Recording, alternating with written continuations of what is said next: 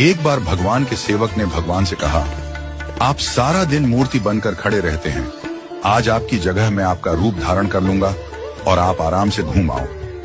भगवान ने भी सेवक की बात मान ली, लेकिन भगवान ने शर्त रखी कि जो भी प्रार्थना करने आए उन्हें केवल सुनना और कुछ नहीं कहना। सेवक ने शर्त स्वीकार कर ली और योजना के अनुसार सेवक भगवान की जगह मूर्ति बनकर खड़ा हो गया। पहला व्यक्ति जो मंदिर में आया वह एक व्यापारी था। उसने भगवान से कहा, भगवान, मैंने नया कारखाना खोला है, कृपया उसे सफल बनाइए। व्यापारी माथा टेकता है और तभी उसका बटुआ गिर जाता है। वह बटुआ गिराकर बिना देखे चला जाता है।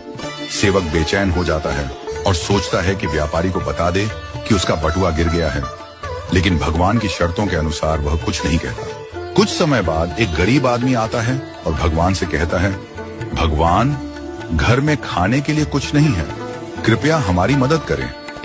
भगवान के सामने बटुआ पड़ा होता है। वह गरीब आदमी भगवान का धन्यवाद करता है और बटुआ उठाकर चला जाता है। फिर एक नाविक आता है और कहता है, भगवान, मैं 15 दिनों के लिए समुद्र की यात्रा पर जा रहा हूँ, कृपया मेरी यात्रा में कोई समस्या ना हो। ठीक उसी समय व्यापारी पुलिस के साथ आता है और कहता है, यह नाविक मेरा बटुआ चुराकर भागा है। पुलिस नाविक को पकड़ कर ले जाती है। इस बीच सेवक बोल पड़ता है, बटुआ गरीब आदमी ने चुराया है। इसके बाद गरीब आदमी को पकड़कर जेल भेज दिया जाता है। रात को भगवान लौटते हैं और सेवक खुशी खुशी पूरा किस्सा सुनाता है।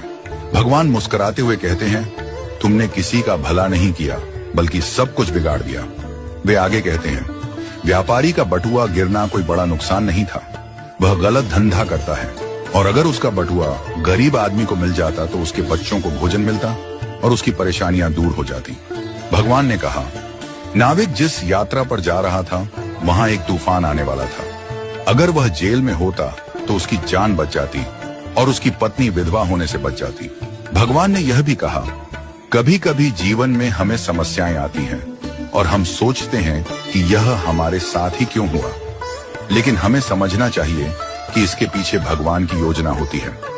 भगवान ने हमें यह सिखाया कि जो भी होता है वह हमेशा अच्छे के लिए होता है, भले ही हमें वह समझ में ना आए।